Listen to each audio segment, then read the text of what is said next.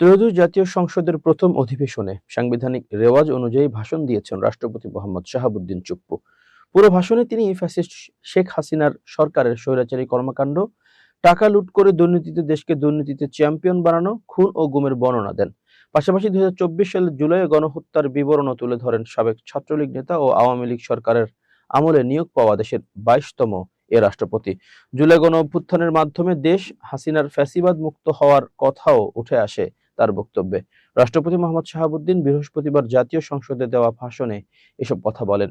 এ সময় জাতীয় সংসদের সভাপতির আসনে ছিলেন স্পিকার মেজর অবসরপ্রাপ্ত হাফিজউদ্দিন আহমেদ বীর বিক্রম।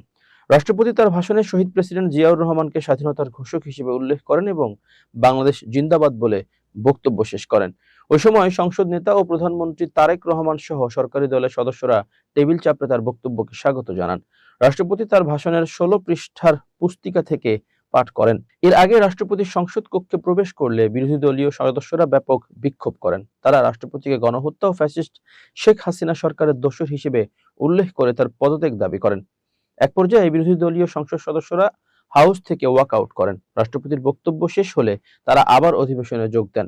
জুলাই গণঅভ্যুত্থানের প্রেক্ষাপট তুলে ধরে রাষ্ট্রপতি মোহাম্মদ শাহাবুদ্দিন বলেন, বাংলাদেশের গণতন্ত্রের ইতিহাসে ২০২৪ সালের জুলাই আগস্টের ছাত্র জনতার গণঅভ্যুত্থান একটি গুরুত্বপূর্ণ ঘটনা। কোটা সংস্কার আন্দোলন থেকে এক পর্যায়ে এটি ফ্যাসিবাদ বিরোধী আন্দোলনের রূপ নেয়।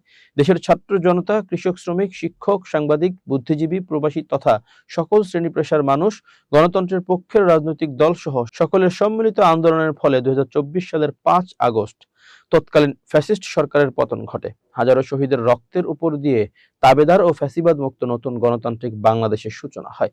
রাষ্ট্রপতি আরো বলেন, মহান মুক্তিযুদ্ধের লাখো শহীদ এবং বীর মুক্তিযোদ্ধাদের শ্রদ্ধার সঙ্গে স্মরণ করছি, যাদের আত্মত্যাগের বিনিময়ে আজকের এই স্বাধীন সার্বভৌম বাংলাদেশ।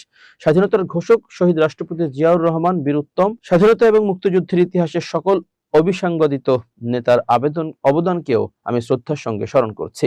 আমি ৩ বারের নির্বাচিত সাবেক প্রধানমন্ত্রী ও বিএনপির সাবেক চেয়ারপারসন দেশনেত্রী বেগম খালেদা জিয়ার অবদানকে শ্রদ্ধার সঙ্গে স্মরণ করছি, যিনি দেশে সংসদীয় গণতন্ত্র প্রতিষ্ঠা করেছেন। গণতন্ত্র প্রতিষ্ঠার লড়াইয়ে প্রতিবার সামনের কাতারে থেকে আপসহীন নেতৃত্ব দিয়েছেন। রাষ্ট্রপতি তার ভাষণে বলেন, আমি ২০২৪ সালের জুলাই আগস্ট ছাত্র জনতার গণঅভ্যুত্থানে শহীদ ও আহতদের এবং দীর্ঘ ১.৫ দশকের ফ্যাসিবাদ শাসনামলে গুম, খুন, বিচার বহির্ভূত হত্যাকাণ্ড এবং ফ্যাসিবাদ বিরোধী আন্দোলনে নির্যাতন ও নিপীড়নের শিকার সাধারণ মানুষ ও রাজনৈতিক দলের সদস্যবৃন্দকে কৃতজ্ঞতার সঙ্গে স্মরণ করছি, যাদের অসামান্য ত্যাগের মাধ্যমে বাংলাদেশ ফ্যাসিবাদ মুক্ত হয়ে গণতন্ত্রের পথে যাত্রা শুরু করেছে। ২০২৪ সালের গণ অভ্যুত্থানে সহস্রাধিক মানুষ শহীদ হয়েছেন।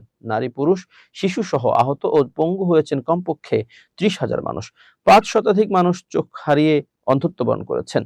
তিনি জুলাই গণ অভ্যুত্থান ও জুলাই শহীদদের স্মরণে নেওয়া অন্তর্বর্তী সরকারের কার্যক্রম তুলে ধরেন। বর্তমান সরকারের বিভিন্ন কার্যক্রমের কথাও তুলে ধরেন তিনি। আওয়ামী লীগ সরকারের বাংলাদেশকে দুর্নীতিতে চ্যাম্পিয়ন বানিয়েছিল বলে মন্তব্য করেন রাষ্ট্রপতি। রাষ্ট্রপতি মধ্যপ্রাচ্যের যুদ্ধ পরিস্থিতির কথা তুলে ধরেন। তিনি দেশের অর্থনৈতিক অবস্থা নিয়েও কথা বলেন। বৈদেশিক মুদ্রার রিজার্ভের বিষয়ে তথ্য জানান। কৃষি অর্থনীতির ক্ষেত্রে বর্তমান সরকার জনকল্যাণমূলক পদক্ষেপ নেবে বলে আশা করেন রাষ্ট্রপতি।